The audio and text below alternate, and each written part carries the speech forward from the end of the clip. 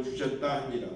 다윗이 가서 하나님의 궤를 기쁨으로 메고 오베데돔의 집에서 다윗성으로 올라갈새 여호와의 궤를 맨 사람들이 6걸음을 가매 다윗이 소와 살찐 송아지로 제사를 드리고 다윗이 여호와 앞에서 힘을 다하여 춤을 추는데 그때 다윗이 배 에봇을 입었더라. 다윗과 온 이스라엘 족속이 즐거이 환호하며 나팔을 불고 여호와의 궤를 메어 오니라. 여호와의 궤가 다윗성으로 들어올 때에 사울의 딸 미갈이 창으로 내다보다가 다윗 왕이 여호와 앞에서 뛰놀며 춤추는 것을 보고 심중에 그를 업신여기니라. 여호와의 궤를 메고 들어가서 다윗이 그것을 위하여 친 장막 가운데 그 준비한 자리에 그것을 두매 다윗이 번제와 화목제를 여호와 앞에 드리니라. 다윗이 번제와 화목제 드리기를 마치고 만군의 여호와의 이름으로 백성에게 축복하고 모든 백성 곧 온 이스라엘 무리에게 남녀를 막론하고 떡 1개와 고기 1조각과 건포도 1덩이씩 나누어 주매 모든 백성이 각기 집으로 돌아가니라. 다윗이 자기의 가족에게 축복하러 돌아오매 사울의 딸 미갈이 나와서 다윗을 맞으며 이르되 이스라엘 왕이 오늘 어떻게 영화로우신지 방탕한 자가 염치 없이 자기의 몸을 드러내는 것처럼 오늘 그의 신복의 계집종의 눈앞에서 몸을 드러내셨도다 하니 다윗이 미갈에게 이르되 이는 여호와 앞에서 한 것이니라. 그가 네 아버지와 그의 온 집을 버리시고 나를 택하사 나를 여호와의 백성 이스라엘의 주권자로 삼으셨으니 내가 여호와 앞에서 뛰놀리라. 내가 이보다 더 낮아져서 스스로 천하게 보일지라도 네가 말한 바 계집종에게는 내가 높임을 받으리라 하니라. 그러므로 사울의 딸 미갈이 죽는 날까지 그에게 자식이 없으니라. 아멘. 네, 오늘은 남는 장사라는 제목으로 하나님 말씀 전해 주십니다.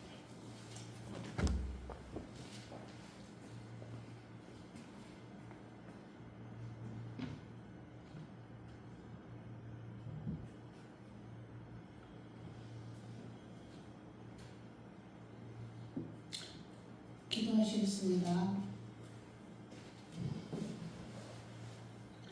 하나님, 우리는 하나님 나라라는 천국 기업에 고용된 일꾼이라고 합니다. 그 기업에서 우리가 이윤을 남기려면 어떻게 살아야 하는지 이 시간 깨닫게 하여 주시옵소서. 감사드리며 예수님 이름으로 기도합니다. 자, 마태복음 25장에 보면 주인이 자기 소유를 종들에게 맡기고 타국에 다녀와 종들이 장사를 잘 했는지 못했는지 셈을 하는 비유가 나옵니다. 이 주인은 창조주 하나님을 그리고 그 종들은 그의 피조물인 인간을 말한다는 건 누구나 다 아는 사실입니다.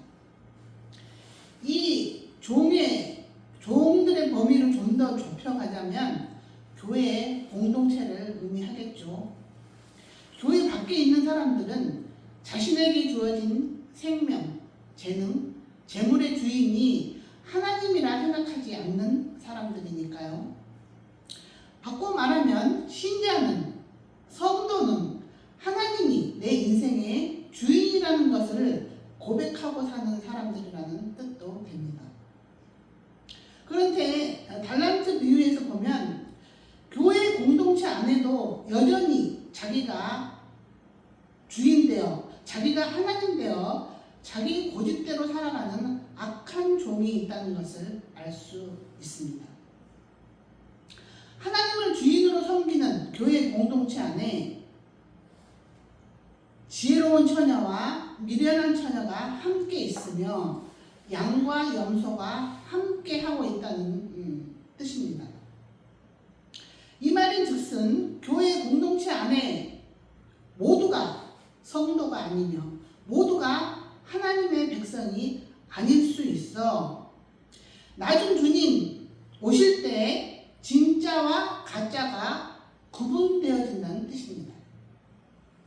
목사라고 해서 장로와 권사라고 해서 진짜가 아니고, 목사, 장로들 중에도 가짜가 있을 수 있고, 집사, 평신도 중에도 진짜가 있을 수 있다는 뜻입니다. 그렇다면 어떤 신자를 진짜라 하고 어떤 신자를 가짜라 하나님께서는 판명하실까요? 달란트 비유에서는 이윤을 남기지 못한 종을 가짜라고 말합니다.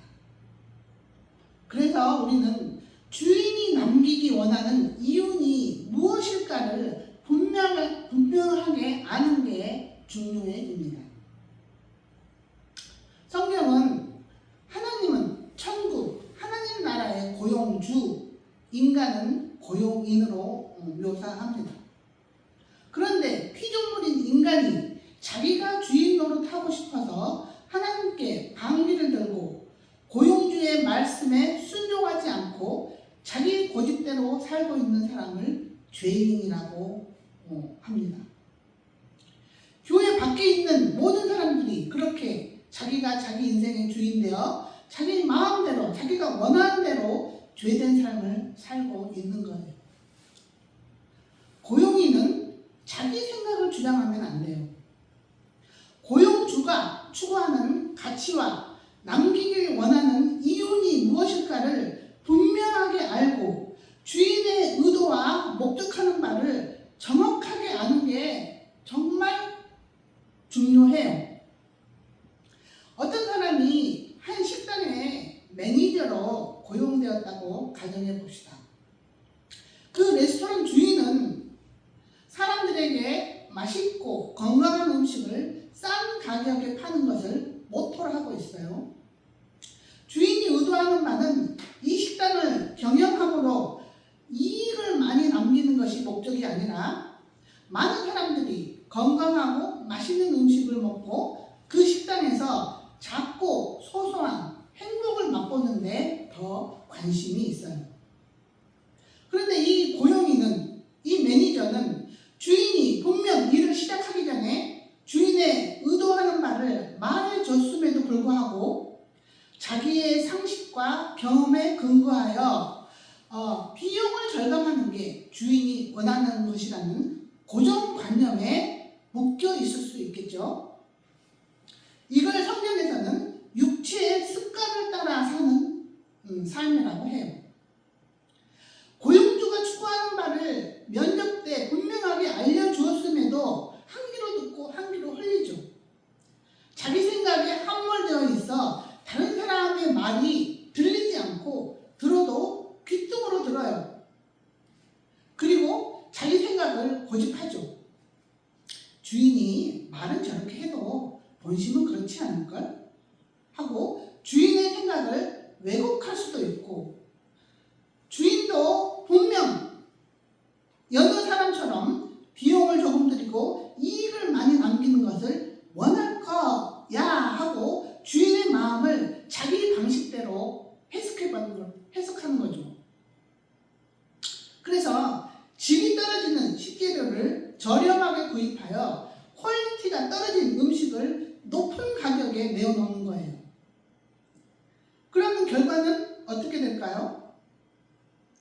그런 마인드로 식당을 하는 사람은 당장 며칠은 개업했다고 하니까 지인들이 한 번쯤 와서 찾아와주고 번성하는 듯 하겠지만 몇 달 못 가서 망하는 결과를 낳는 거예요.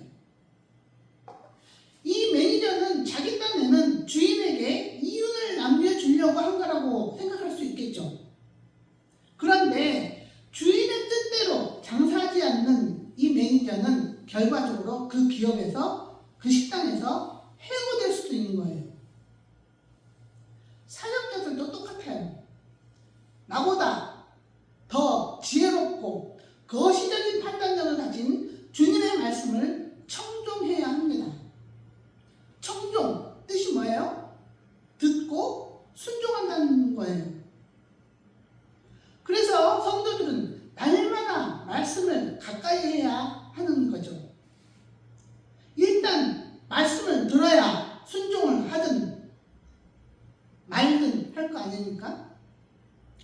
물론 많은 사람들이 듣기는 들어도 그들의 삶에서 그 말씀을 살아내기까지는 많은 시간이 걸리지만 일단은 말씀을 매일 읽고 듣는 것은 하나님 나라에 고용된 성도라면 필수 불가능한 기초 공사인 거예요.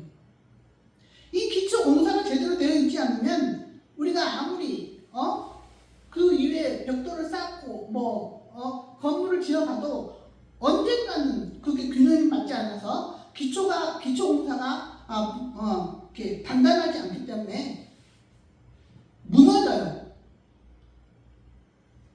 헛일을 한 거죠. 그래서 주인이신 하나님의 뜻과 의도를 잘 듣고 그 뜻대로 장사해야 하는 겁니다. 내 상식과 경험에 의거하여 내 생각대로 내 뜻대로 장사를 하면 그 천국이란 기업에서 쫓겨나요. 하나님이 원하고 뜻하시는 바를 성경을 통해 분명하게 파악하는 게 지혜로운 장사꾼인 거죠. 그래서 사역자들이 일을 시작하기 전에 하나님의 뜻, 즉 말씀을 더 정확하게 분별하기 위해 신학도 하고 그러는 거 아니겠습니까? 하나님의 뜻대로 장사하기 위해 달란트를 땅에 묻어놓은 악한 종이 되지 않기 위해 그런 노력들을 한다고 볼 수 있는 겁니다.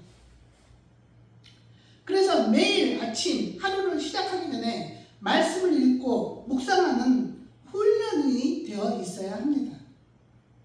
매일 하나님의 생각으로 우리의 마음을 바꿔 먹지 않으면 우리는 내 상식과 경험에 의거하여 사는데 익숙해져 있어요. 그렇게 날마다 말씀에 비추어 우리의 생각을 고쳐먹지 않고 내 생각, 내 고집대로 살아가면 결국은 악한 종이 되어 바깥 어두운 곳에 남겨져 일을 가게 되는 상황을 맞을 거라고 주님은 우리에게 경고하고 있어요. 그렇다면 하나님이 남기시고자 하는 이유는 무엇일까요? 창세기에 보면 하나님이 천지와 그 안에 있는 모든 것을 창조하시고 그것을 경작할 사람이 필요해 인간을 만들었다고 해요. 이 경작이라는 단어 지난번에도 한번 설명드린 바 있는데 이 경작이라는 단어에는 다스리다, 관리하다, 돌보다, 가꾸다, 종으로서 하나님을 섬기는 일꾼, 봉사하는 자 등의 뜻이 있습니다. 그래서 이 경작이라는 단어를 예배라는 단어로 배치할 수가 있는 겁니다. 이 말인즉슨 땅과 하늘과 그 안에 있는 모든 것을 창조한 창조주가 인간이 장사에서 남기길 원하는 이유니 사람들로 하여금 예배자가 되게 하는 것이라는 뜻입니다. 하나님을 예배하는 자가 된다는 의미는 하나님을 내 삶의 최우선순위로 삼고 내게 주어진 능력과 힘 다하여 그분을 섬기며 내 목숨 다해 하나님을 사랑하는 자가 된다는 뜻입니다. 다윗이 하나님을 다윗성에 모셔드린다는 의미는 이 의미가 있는 것이죠. 예배자가 된다는 의미. 이스라엘의 공동체 안으로 하나님을 주인으로 모셔드리고 그분을 경배하고 사랑하기로 결단하는 의식이 오늘 본문의 내용인 거예요. 본문 후반부에 언약궤는 하나님 자신을 대변하는 거고 언약궤를 다윗성에 모신다는 의미는 우리 마음속에 하나님을 주인으로 왕으로 모셔드린다는 의미로 하나님의 임재가 우리 안에 이루어진다는 것을 상징합니다. 더 쉽게는 하나님과의 연합, 동행, 함께 영원히 사는 결혼을 상징한다고 볼 수 있어요. 종교적인 언어로는 참 예배자가 된다고 하는 것이고요. 예배자가 된다고 하는 건 하나님과 결혼하여 그분만을 사랑하고 섬긴다는 의미가 있다는 뜻입니다. 이 이윤을 또 다른 각도에서 설명하자면 하나님이 왕되게 하는 일이에요. 이 땅과 하늘 그 안에 있는 모든 것들을 창조하신 하나님이 주인이라는 것을 내가 깨닫고 믿고 확신하는 일에 거하며 다른 사람에게도 알려주어 그들도 하나님이 왕이고 주인이라는 것을 인정하고 그분께 감사하며 경배하게 만드는 것이죠. 이런 맥락에서 장사란 우리가 선교하고 구제하고 봉사하고 전도하는 일이라 말할 수 있겠죠. 이런 일을 통하여 사람들로 하여금 하나님을 왕으로 주인으로 인정하고 자기 자신을 섬기는 자에서 하나님을 예배하는 자로 이렇게 바뀌게 하는 일이니까요. 그래서 우리는 항상 이런 인식을 갖는 게 중요합니다. 내게 주어진 생명, 내게 주어진 복의 주인은 하나님이시라는 의식을 갖고 그것들을 내게 허락하신 이유는 사람들로 하여금 하나님이 땅과 하늘 그 안에 있는 모든 것들의 주인이라는 것을 인정하고 감사하게 하려는 거라는 인식을 갖는 게 중요합니다. 우리는 하나님의 것을 맡아 관리하는 청지기라는 의식으로 살아야 하는 것이죠. 달란트 비유 첫 부분에서 뭐라고 그래요? 첫 부분, 종들에게 자기 소유를 맡김과 같으니 우리의 목숨, 재능, 재물의 주인은 하나님이시라는 뜻입니다. 주신 생명과 복을 땅에 묻어둔 종을 왜 악한 종이라고 규정해요? 하나님을 왕으로 주인으로 인정하지 않아서 그렇다고 해요. 한번 보시죠. 누가복음 9장 27절. 자, 한 목소리 읽습니다. 시작. 그리고 내가 왕됨을 원하지 아니하던 저 원수들을 이리로 끌어다가 내 앞에서 죽이라 하였느니라. 쉽게 말하자면 내 목숨과 재물과 재능을 주인이 원하시는 일에 헌신하고 봉헌해야 남는 장사를 하는 인생이라는 뜻입니다. 이런 은사들을 종인 나의 영광을 위해 사용하면 우리는 망하는 장사를 하고 있는 중이라는 거예요. 자, 왜 그러는지 한번 들어보세요. 이 육신은 시간이 지나면 썩어 없어질 것이에요. 주어진 것으로 이 육신을 먹여 살리는데 올인하면 최후의 심판 때 불에 다 타서 아무것도 남지 않아요. 맡겨준 시간과 물질과 재능을 자신을 높이고 자신이 인정받기에 애쓰며 자신의 안위를 지키는 데 사용하면 마지막 심판날에 불에 다 없어져 남는 게 없다는 뜻입니다. 우리는 지금 사탄에게 속고 있어요. 이윤을 남기지 못한 종이 바로 사탄에게 속아서 그러는 거예요. 하나님의 말씀을 믿지 않고 자기 생각을 믿는 거죠. 야, 죽으면 끝이야. 무슨 천국이고 지옥이야. 한 번뿐인 인생 먹고 마시고 즐겨. 무슨 성교고 구제야. 그런데 현금하면 그냥 다 날리는 거야 하고 우리에게 끊임없이 속삭여요. 우리를 속이는 것이 사탄이 맡은 사명이에요. 그러나 말씀은 뭐라고 해요? 너희에게 분명 말하지만 천국이 있고 지옥이 있다. 하늘에 보화를 쌓아야 남는 것이고 땅에 보화를 쌓으면 다 불에 없어지는 장사라고 해요. 한번 보시죠. 고린도전서 15장 58절. 자, 같이 읽습니다. 시작. 그러므로 내 사랑하는 형제들아 견고하며 흔들리지 말며 항상 주의 일에 더욱 힘쓰는 자들이 되라. 이는 너희 수고가 주 안에서 헛되지 않는 줄을 알미니라. 우리가 이렇게 우리의 건강과 재능과 재물을 하나님 나라, 즉 교회를 개척하고 성장시키는 데 투자하면 하나님께서 반드시 보상하시겠다는 뜻입니다. 여기 있는 이 작은 자에게 냉수 한 그릇 주었는데 그 상을 너희들은 결코 잃지 않겠다고 말씀하십니다. 여기서 작은 자란 하나님께 속한 자, 즉 성도들, 교회를 의미해요. 교회가, 성도가 하나님 나라입니다. 반면 주어진 달란트를 나를 위해, 세상을 위해 사용하면 불타 없어질 거라고 하는 거예요. 사람은 누구나 자기가 가장 귀하게 여기는 최고의 가치가 있습니다.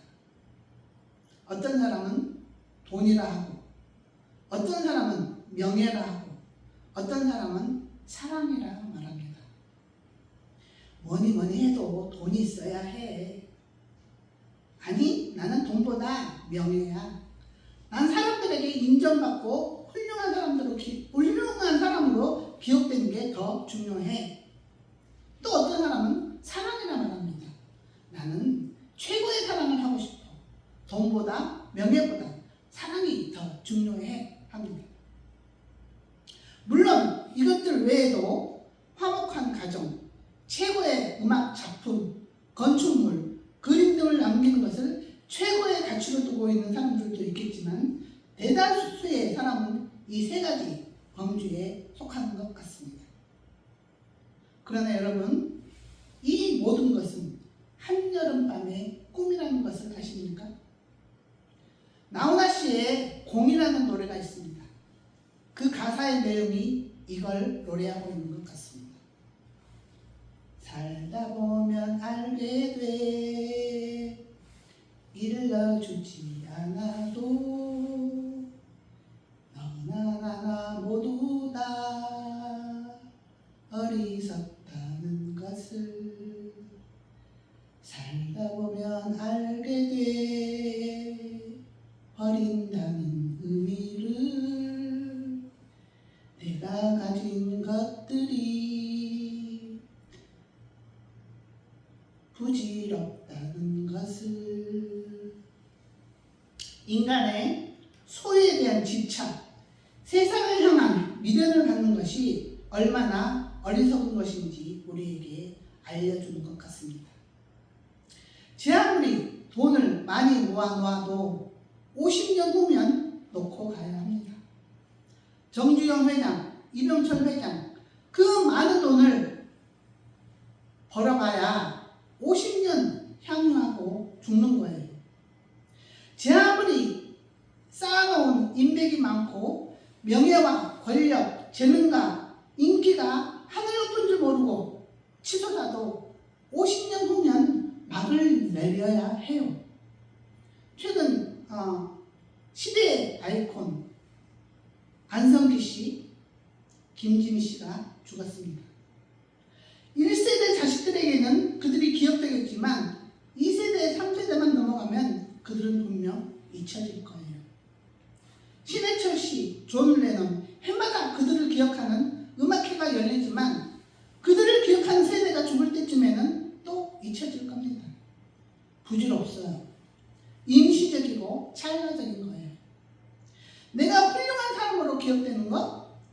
인간은 그렇게 괜찮은 사람이 못 돼요. 환경과 여건이 주어지면 우리도 분명 도둑질하고 살인하고 가난하게 되어 있어요. 세계 여행을 해보면 못 살고 가난하면 거짓말하고 속이고 훔치지만 잘 사는 나라 사람들은 친절해요. 본인이 풍족하니까 여유가 있어 그렇게 상냥한 거죠. 어떤 택배 기사님도 그 말을 합니다. 부자들이 사는데 배달하다 보면 그렇게 그 택배 기사를 잘 챙겨준대요. 수고한다 하고 여유가 있는 사람들이 친절하다고 말을 해요. 그런데 그런 사람들도 가난해지고 먹을 것이 궁해지면 똑같이 거짓말하고 훔치고 폭력적일 수 있다는 거죠. 에스겔서에 보면 하나님의 말씀을 거역한 백성들에게 여호와께서 먹을 것을 끊어버리니 아버지가 자식을 잡아먹고 자식이 아버지를 잡아먹는 상황이 벌어져요. 우리가 훌륭한 사람이 되어지는 것도 하나님의 복 주시는 은혜가 있어야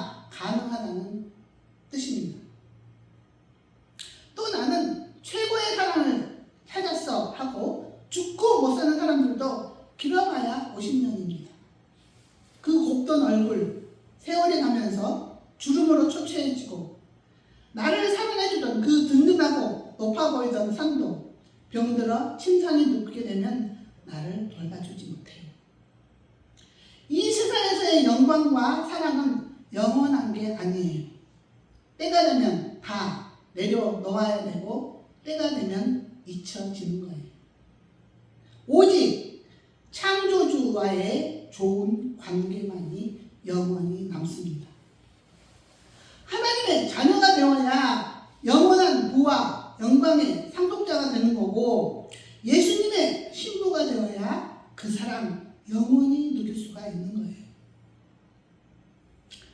이건 당장 눈에 보이지 않고 손에 잡히지 않기 때문에 우리에게 믿음이 필요한 거죠. 인내가 필요해요. 신자들은 잠깐인 세상을 사는 것이 아니라 영원을 준비하며 사는 사람들임을 늘 항상 잊지 않아야 합니다.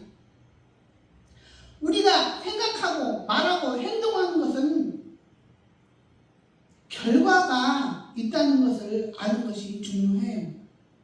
그 심판을 믿지 못하면 어차피 죽을 것인데 먹고 마시고 즐기자 할 터인데 내가 살아온 삶의 결과가 대가가 있다 하면 우리는 함부로 못 살게 되는 거죠. 그 영원한 하나님 나라를 소망하고 준비하고 살 수밖에 없는 거예요. 하나님과 함께 동행하는 시간만이 계산될 것이고 남을 것입니다. 세상과 함께하는 시간은 사라질 것이고 불에 타 없어질 것들이에요. 내게 주어진 주인의 것, 즉 시간, 재능, 물질로 마음과 뜻과 힘 다하여 하나님을 사랑하고 사는 것이 남는 장사를 하는 것입니다. 그 선물들로 내게 주어진 그 선물들로 나를 위해 세상을 위해 산다 하면 망하는 장사를 하는 거고 그 은사를 주를 위해 사용하면 이윤을 남기게 되어 천국에 들어가는 거예요. 이런 맥락에서 내가 하나님의 일에 헌신하고 봉헌할 수 있는 일을 직업으로 가졌다는 것은 어떻게 보면 큰 복이라 할 수 있는 거죠. 고용주의 뜻을 정확하게 분별하여 그대로 실천하기만 한다면 금상첨화인 거고요. 베드로 사도는 성도들을 왕같은 제사장이라고 하죠.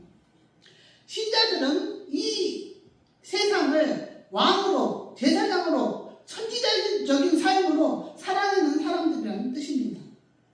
그런데 세상에서의 직업을 갖고 살면서 그렇게 살아가는 건 그걸 직업으로 갖는 사람보다 몇 배 힘이 더 들어요. 그런 사람들이 날마다 말씀을 보고 기도하고 봉사하는 삶을 살려면 24시간을 25시간처럼 쪼개 살아야 가능한 거죠. 굳건한 심지를 갖고 있지 않으면 쉽지 않아요. 자칫 방심하면 세상 풍조를 따라 살 수밖에 없게 되는 거죠. 그런데 목사들은 날마다 말씀을 보고 기도하지 않을 수 없죠. 날마다 새벽 기도회를 인도해야 하고 성경을 가르쳐야 하니 말씀을 보게 되는 거고 신방 가서 도움이 필요한 성도들을 도와주고 기도하게 되다 보니 이렇게 자연스럽게 봉사하고 기도하는 삶을 살게 되는 겁니다. 그래서 어떤 목사님은 그런 말도 해요. 자기 자신은 목사 안 됐으면 예배도 제대로 드리지 못할 것 같으니까 하나님 나를 목사 시켜놓은 거라고. 목사라는 직업이 나를 날마다 주님을 생각하게 하고 주님께 봉사하게 하는 그런 내 삶의 가두와 울타리가 되는 겁니다. 세상적으로 잘 나가는 직업군에 속한 사람 보세요. 지금 당장은 잘 먹고 잘 살고 화려하게 사는 것처럼 보이지만 마지막 창조주의 심판대 앞에서는 그런 부와 화려함 다 먼지처럼 사라지고 망하는 장사를 한 것으로 민수기 18장 7절 한번 보십시오.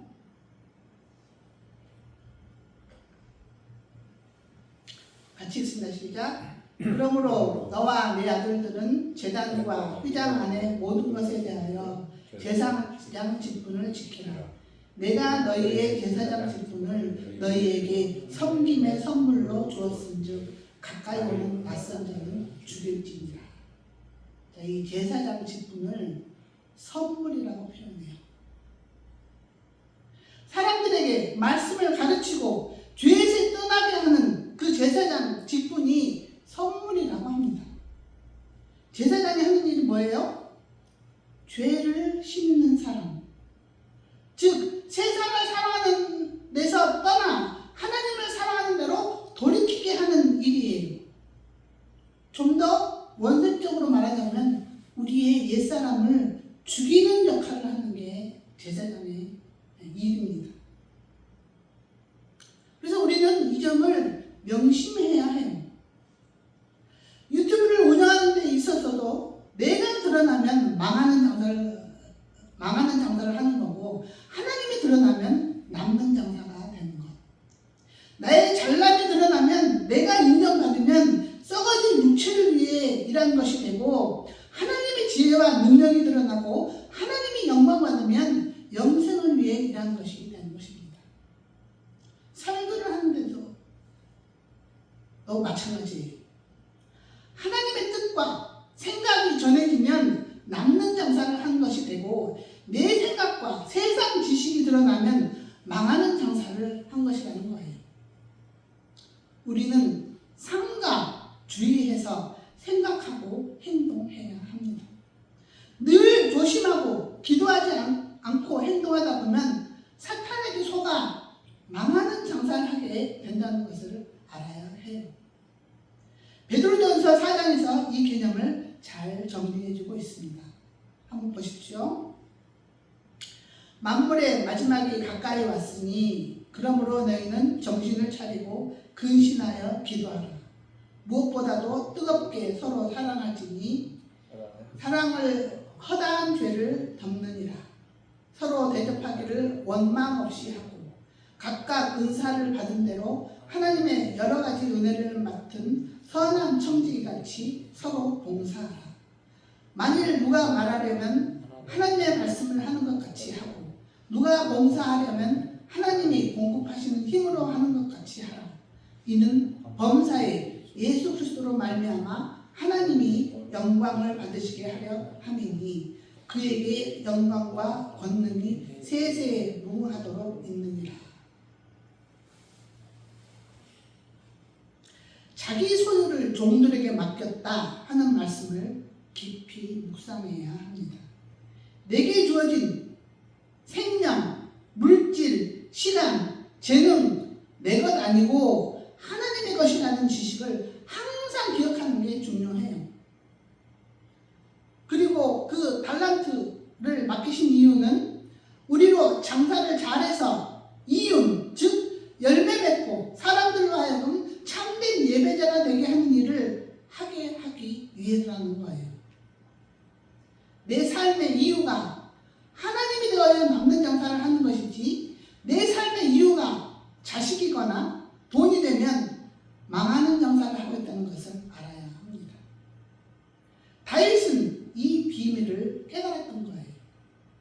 미갈보다는 하나님을 선택하는 지혜를 가진 거죠. 미갈은 사울 왕의 셋째 딸이었습니다. 지금으로 말하자면 다윗은 대통령의 딸과 결혼을 한 거죠. 다윗이 영적인 눈을 뜨지 않았다면 하나님보다 당연히 미갈을 사랑하는 것을 선택했겠죠. 대통령의 사위가 되어야 자신의 안위를 보장받을 수 있겠다는 생각을 하는 것이 세상 사람들이 가질 수 있는 생각, 상식이니까요. 그러나 다윗은 하나님을 사랑하는 것이 자기에게 진정한 안위를 가져다 준다는 것을 알았기 때문에 미갈보다는 하나님을 선택하는 거예요. 다윗이 하나님의 괴를 다윗성에 모셔오는 과정에서 그의 알몸을 미갈 아닌 다른 사람에게 보인 것은 무엇을 의미해요? 미갈이 다윗의 연인이 아니라 다윗의 알몸을 보인 그 사람의 연인이란 뜻이에요. 이 말인즉슨 다윗은 가족보다 하나님을 온 마음과 뜻과 힘 다해 사랑하는 사람임을 의미해요. 그런데 미갈은 세상에 속한 사람이기 때문에 자신보다 하나님을 더 사랑하는 다윗이 이해가 안 되는 거죠. 그래서 그를 업신여겼다 합니다. 지금 식으로 말하자면 그런 경우가 아닐까 싶습니다. 잘 나가던 의사가 그 직업을 내려놓고 신학교 가서 목사가 되는 경우가 있습니다. 그 사람은 의사에서 돈 벌어 즐기는 것보다 복음을 전하는 것이 그 사람을 향한 하나님의 부르심이고 남는 장사라는 성경의 비밀을 깨달아서 그런 건데, 그런 모습을 보는 세상 사람들은 이해를 못하는 겁니다. 미쳤나? 미쳤나봐 하고 업신여기는 거죠.